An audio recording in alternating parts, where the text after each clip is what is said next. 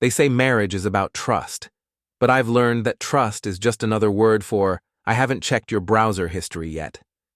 My name is Ethan Miller, and I'm a cybersecurity consultant who spent years protecting other people's secrets while my own wife was busy creating hers. It's 6:47 a.m. on a Tuesday in Seattle, and I'm staring at my laptop screen in our cramped Capitol Hill apartment, watching lines of code scroll past like digital rain. The coffee's gone cold again, third cup this morning, and Vanessa's still in bed, probably dreaming about her next Instagram post. She calls herself a travel blogger and lifestyle influencer, which apparently means taking selfies in expensive places and getting paid for it. Who knew narcissism could be so profitable? Before we dive deeper into this story, I have one small request. Please subscribe, drop a like, comment, and hit that hype button to boost this channel so more people can discover these incredible Reddit stories. The irony isn't lost on me. I spend my days building firewalls to keep the bad guys out, while my wife's been letting them right through the front door. Ethan, can you grab my phone? Vanessa's voice drifts from the bedroom, honey-sweet and completely fake. She's been using that tone a lot lately, the one that means she wants something but doesn't want to admit it. I find her iPhone on the kitchen counter, and that's when I see it. The screen lights up with a notification from someone named L, and the preview text makes my stomach drop. Can't wait to see you tonight, beautiful. Hotel room is booked. My hands shake as I carry the phone to her, my mind racing through a dozen explanations that all lead to the same ugly conclusion. Vanessa takes it without looking at me, her fingers already flying across the screen. Who's L? I ask, trying to keep my voice casual. What? She doesn't look up. Oh, that's Lucas, the photographer I'm collaborating with on the Portland series. Remember, I told you about the travel shoot. Right. Lucas Grant. The guy with the perfectly sculpted beard and the yellow Jeep who takes pictures of mountains and calls it art. I've seen his work on Vanessa's feed, lots of golden hour shots and candid moments that probably took 50 tries to get right. Since when do photographers book hotel rooms for collaborations? Now she looks at me, and there's something cold in her blue eyes. Since they're paying for the content, Ethan. This is business. You wouldn't understand. That stings more than it should. She's right. I don't understand her world of sponsored posts and affiliate links and whatever the hell an engagement rate is supposed to mean. But I understand betrayal just fine. The rest of the morning passes in a haze of forced normalcy. Vanessa showers, does her makeup routine that takes longer than most software installations, and picks out an outfit that probably costs more than my monthly grocery budget. She's going to scout locations today, which apparently requires a suitcase. I'll be back tomorrow night, she says, kissing my cheek with lips that taste like expensive lip gloss and lies. Don't wait up. After she leaves, I sit in the silence of our apartment and really look around for the first time in months. When did everything become about her? Her ring light in the corner, her backdrop set up by the window, her products scattered across every surface like some kind of influencer explosion. Even our refrigerator is covered with printed photos of her smiling at various tourist traps.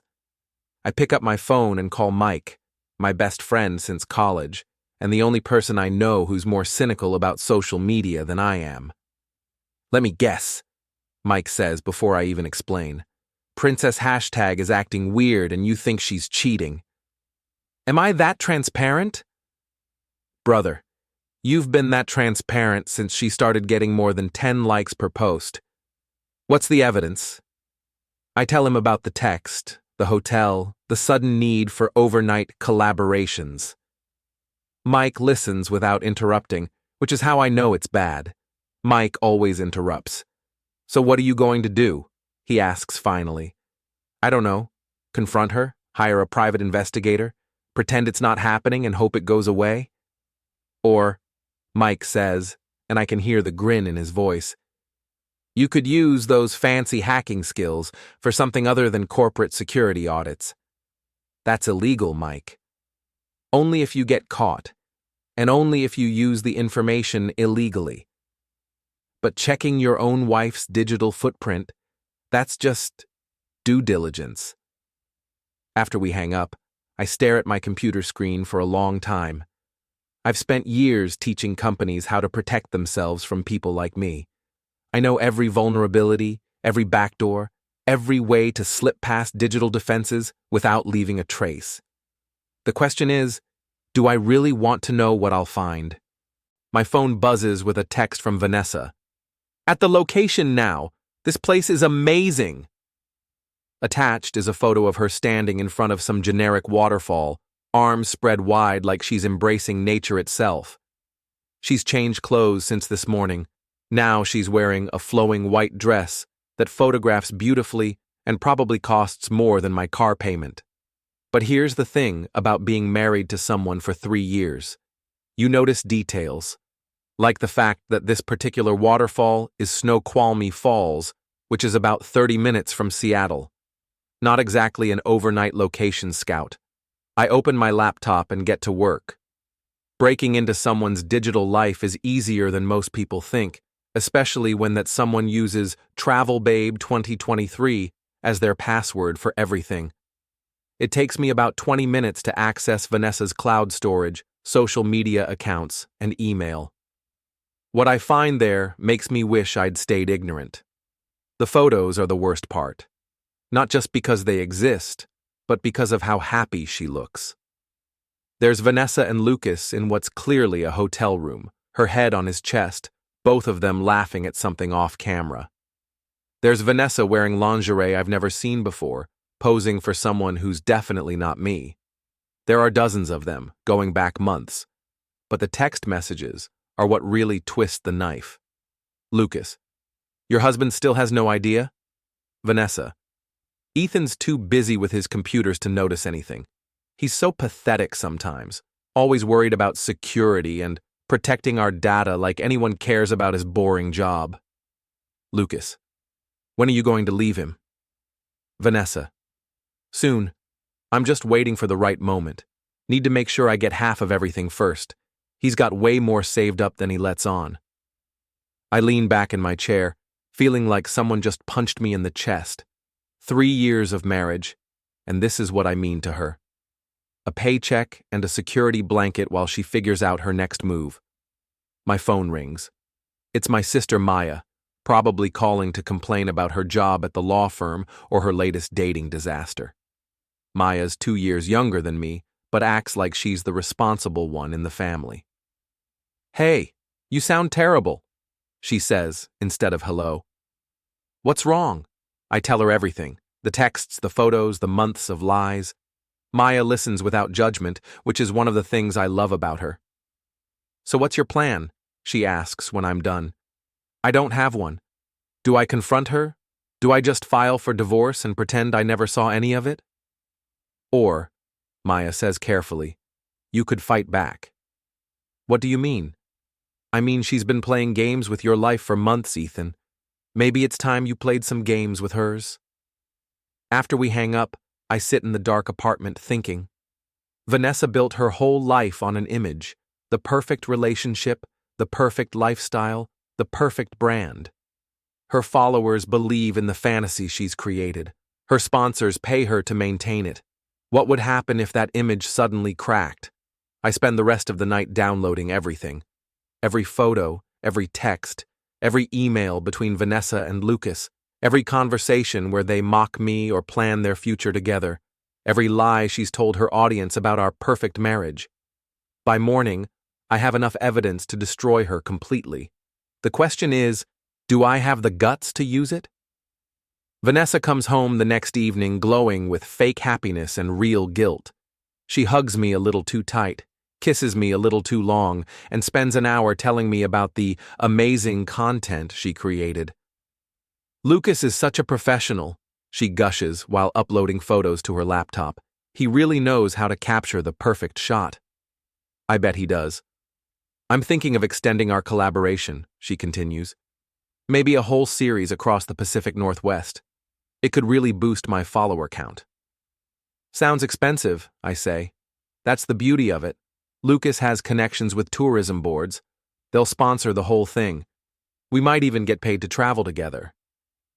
The word together hangs in the air like a threat. She's not even trying to hide it anymore.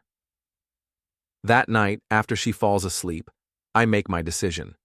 I create a new email account, completely anonymous and untraceable. Then I start crafting messages to every brand sponsor in Vanessa's contact list. The subject line reads, "Regarding Vanessa Miller's brand authenticity." The beauty of social media is that everything happens in real time. When Vanessa's world starts falling apart, her followers get to watch it happen live. I time it perfectly. It's Thursday morning, and Vanessa is doing one of her weekly Instagram live sessions where she answers questions from followers and promotes whatever products are paying her this month. She's set up in front of our window with the Seattle skyline in the background, looking like the picture-perfect influencer in her designer athleisure wear. "Good morning, beautiful souls," she chirps at the camera. "I'm so excited to share some amazing news with you today. My collaboration with photographer Lucas Grant has been incredible, and we're planning something really special." That's my cue. I've spent the last 2 days preparing for this moment. Every sponsor, every brand partner, every company that's ever paid Vanessa for a post has received an anonymous email containing carefully selected screenshots. Nothing illegal, nothing stolen, just publicly available information that paints a very different picture of their brand ambassador. The first notification pops up on her phone at 9:17 a.m., then another, then 5 more in rapid succession. I watch from the kitchen as Vanessa's smile falters. She's still live, still talking about authentic partnerships and genuine connections, but her eyes keep darting to her phone screen. Hold on just 1 second, everyone," she says to her audience. "I need to check something quickly." She picks up her phone, and I see the exact moment her world starts crashing down. Her face goes pale, then red, then pale again. Her hands start shaking. I need to end this stream early today," she stammers. "Something's come up. I'll be back soon with that exciting announcement." She cuts the feed and immediately starts scrolling through her emails. I count at least 12 brand partnerships that have been terminated in the last hour. Her biggest sponsor, a sustainable fashion company that pays her $5,000 per post, has sent a particularly scathing message about moral clauses and brand integrity. "Ethan!" she screams. "Ethan, get in here!" I take my time walking to the living room, coffee mug in hand. "What's wrong?" "Someone's sabotaging me. Look at this." She shoves her phone at me, showing me email after email of canceled contracts and terminated partnerships. I read over them with what I hope looks like genuine concern. "Wow, that's terrible. What do they say you did?" "They're saying I violated my contracts by misrepresenting my personal life. They have screenshots of private messages, Ethan. Someone hacked my accounts." "Have you called the police?" "The police?" She looks at me like I've suggested calling the tooth fairy. "This isn't about crime. It's about my career. Someone is trying to destroy my brand." Her phone rings. It's Lucas. "Thank God," she breathes, answering on speaker. "Lucas, something terrible is happening. Someone sent screenshots to all my sponsors." "Yeah, I know," Lucas interrupts, and his voice sounds strange, panicked. "They sent them to my agency too. Vanessa, they have photos of us, private photos." The silence stretches between them while I sip my coffee and try not to smile. "How is that possible?" Vanessa whispers. "I don't know, but my agent is furious. They're talking about dropping me. This could ruin everything we've worked for." After Lucas hangs up, Vanessa sinks onto the couch, staring at her phone like it might explode. "I don't understand how this happened. Those messages were private. Those photos were private." "Maybe your accounts got compromised," I suggest helpfully. "You know how these hackers operate. They look for vulnerable targets and exploit their weaknesses." She looks up at me with tears in her eyes, and for a moment I almost feel sorry for her. Almost. "What am I going to do, Ethan? This is my entire livelihood. Without sponsors, I'm nothing." I'm sure you'll figure something out, I say. You're resourceful. My phone buzzes with a text from Mike. Saw the drama on her Instagram story. Nice work, brother. I hadn't even noticed that Vanessa had posted about the cyber attack on her story, complete with crying selfies and pleas for her followers to send positive vibes during this difficult time. The comments are not kind. Turns out her audience isn't as loyal as she thought when the perfect image starts showing cracks. That evening, Vanessa locks herself in the bedroom and spends hours on the phone with Lucas, trying to figure out damage control. I can hear her crying through the door, alternating between panic and rage. Around midnight, she comes out looking exhausted and defeated. I think I know who did this, she says quietly. My heart skips a beat. Oh? It has to be Gemma. She's the only one who had access to those messages. I shared screenshots with her sometimes when Lucas and I were planning trips. Gemma. Her best friend since college. The one who's been enabling this affair from the beginning. I almost feel bad for her, about to get thrown under the bus for something she didn't do. Are you sure? I ask. She's always been jealous of my success. And she knows about... Vanessa stops herself, but I know what she was about to say. She knows about the affair. About what? Vanessa looks at me for a long moment and I can see her calculating. How much does she think I know? How much can she get away with? Nothing, she says finally. Just business stuff. You wouldn't understand. She's right. I don't understand how someone can lie so effortlessly to the person who loves them. But I'm learning. The next morning brings more bad news for Vanessa.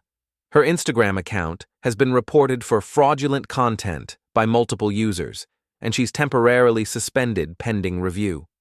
Her YouTube channel gets hit with copyright strikes on videos featuring Lucas's photography. Even her TikTok account starts hemorrhaging followers as word spreads about the scandal. But the real damage comes from an unexpected source: her own friends. Gemma shows up at our apartment around noon, furious and armed with screenshots of her own. "You absolute snake," she screams at Vanessa the moment the door opens. "How dare you blame me for your mess?"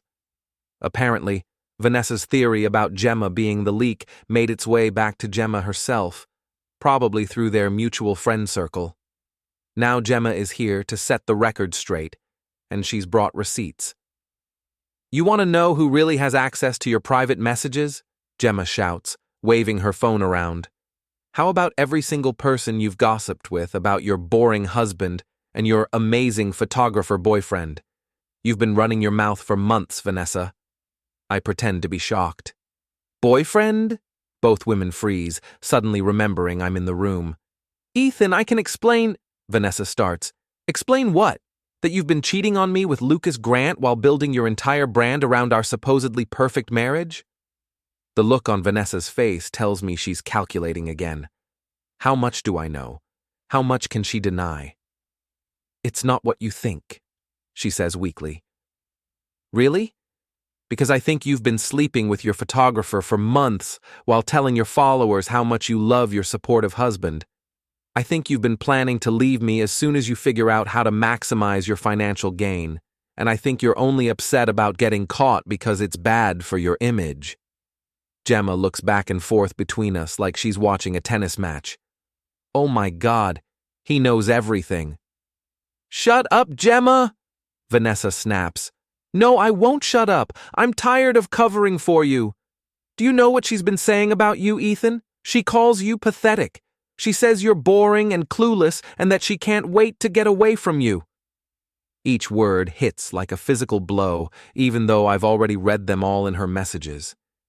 Hearing them spoken out loud makes them real in a way that screenshots never could. "Get out," I tell Gemma quietly. "What?" I said get out. Both of you. I need to think. After they leave, Gemma storming off in righteous anger, Vanessa slinking away to probably call Lucas, I sit in the silence of our apartment and plan my next move. My phone rings. It's Maya. I saw the Instagram drama, she says. How are you holding up? I'm okay. Better than okay, actually. I feel like I'm finally seeing clearly for the first time in months. What's your next move? I look around at all of Vanessa's equipment, her backdrop, her ring light, all the props for the fantasy life she's been selling. I think it's time to consult a lawyer. Maya gives me the name of someone at her firm who specializes in divorce cases. Her name is Ava Chen, and she's ruthless. If you want to make sure Vanessa doesn't walk away with half your assets after cheating on you, Ava's your best bet. That afternoon, I meet Ava at her downtown office. She's younger than I expected, maybe mid-30s, with sharp eyes and an expensive suit that screams competence.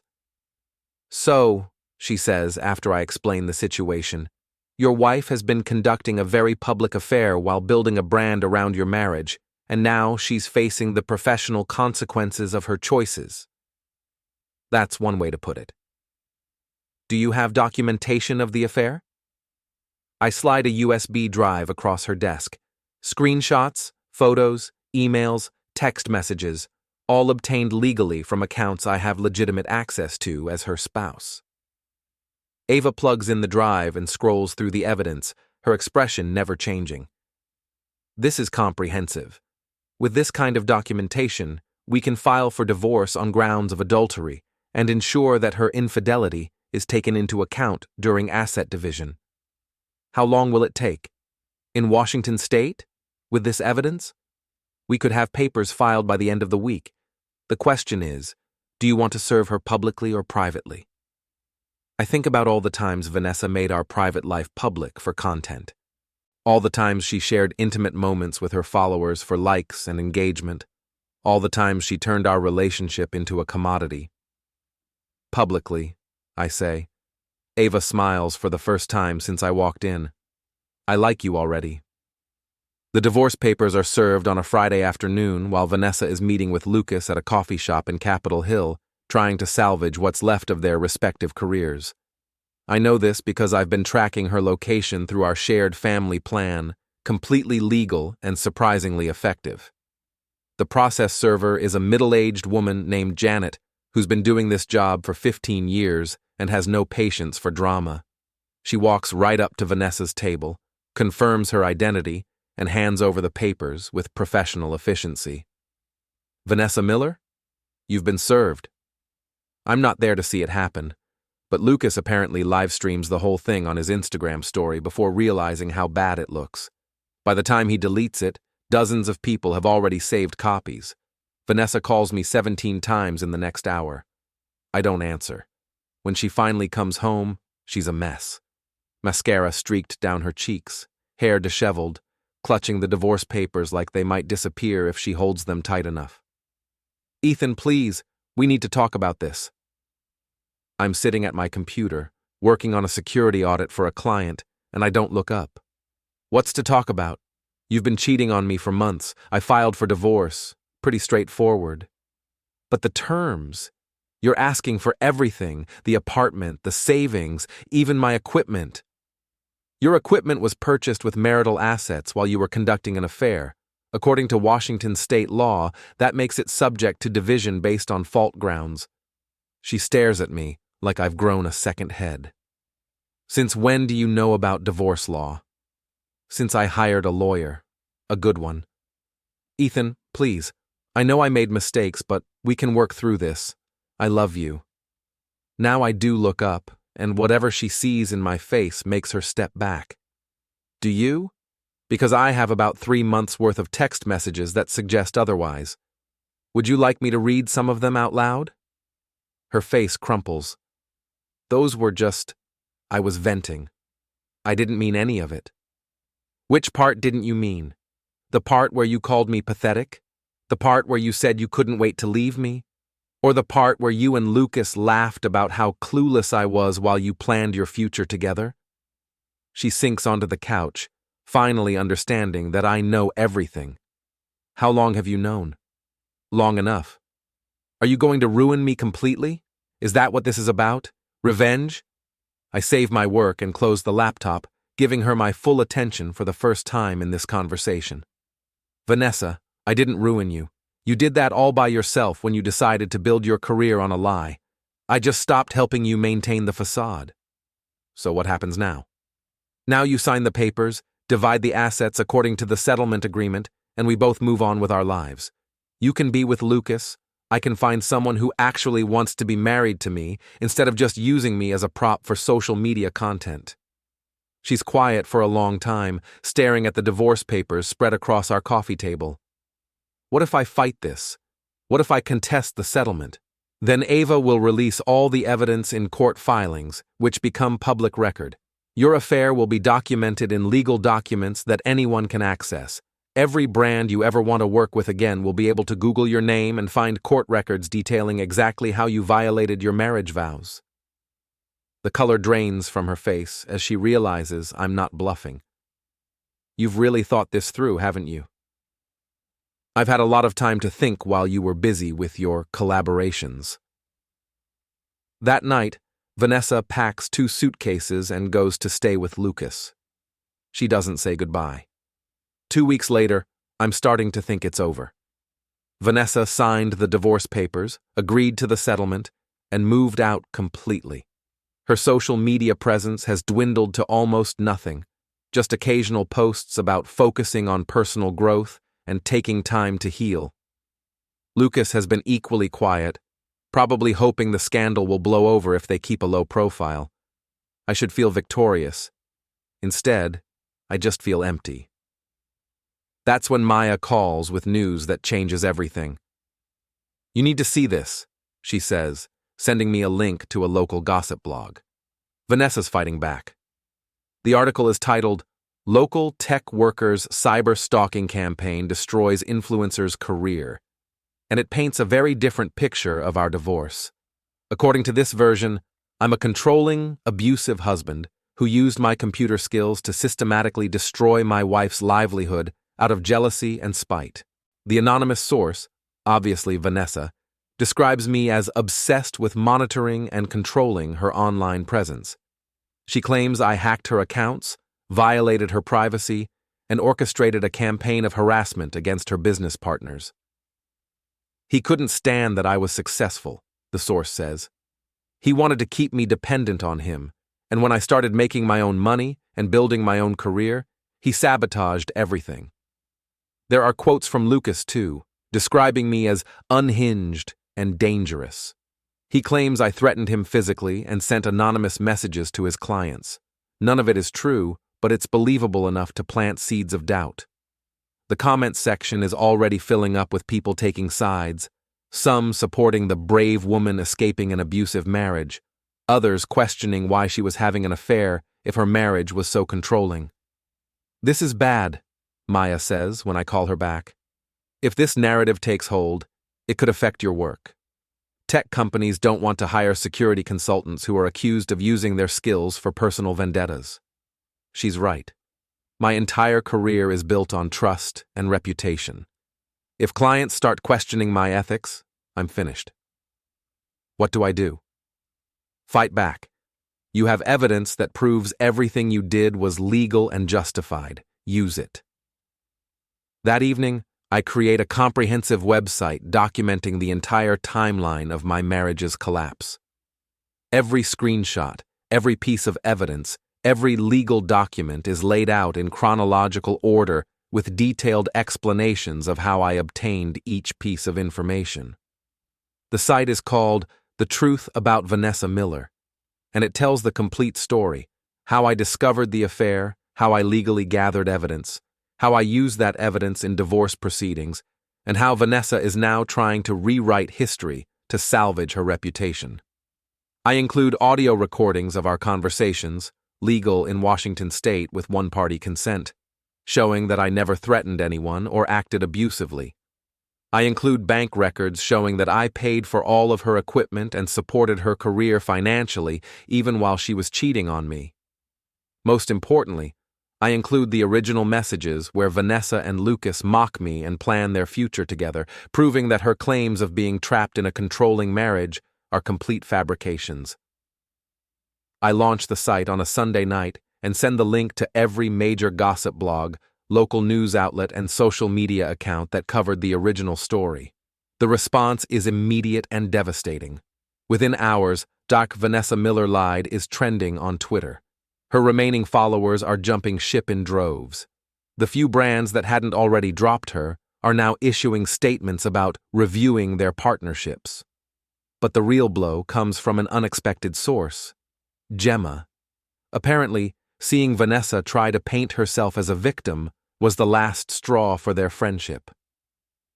Gemma goes live on Instagram with her own truth-telling session, confirming every detail of Vanessa's affair and adding new information about other lies Vanessa has told over the years. "She's been cheating on Ethan for months," Gemma says to her followers. "I know because she bragged about it constantly. She called him pathetic and boring and said she was only staying married to him until she could figure out how to get his money. And now she's trying to make him look like the bad guy? I can't stay quiet about this anymore." The live stream goes viral. News outlets pick it up. Even some national gossip shows mention the story as an example of influencer culture gone wrong. Vanessa tries to respond, posting a tearful video claiming that Gemma is lying and that I somehow coerced her into making false statements. But it's too late. The narrative has shifted, and public opinion is not on her side. 2 days later, Lucas breaks up with her in a public Instagram post, claiming he was manipulated into the affair and is seeking therapy to understand how I became involved in such a toxic situation. It's cowardly and self-serving, but it's also the final nail in the coffin of Vanessa's credibility. She shows up at my apartment that night, drunk and desperate. "You've destroyed me," she slurs, swaying in the doorway. "Are you happy now? I've lost everything. My career, my friends, my reputation, everything." "You destroyed yourself, Vanessa. I just stopped covering for you. I loved you," she says, and for a moment she sounds like the woman I married. "I really did love you, Ethan." "No," I say quietly. "You loved what I could do for you. You loved having a stable, reliable husband who paid the bills while you played at being an influencer. You loved the image of a perfect marriage that you could sell to your followers, but you never loved me." She starts to cry, and part of me wants to comfort her the way I did for 3 years of marriage. But that part is smaller now, overwhelmed by the memory of every cruel text message, every lie, every moment she made me feel like I wasn't enough. "What am I supposed to do now?" she whispers. "What everyone else does when their life falls apart. You pick up the pieces and start over, maybe this time without building everything on lies." She leaves without another word, and I never see her again.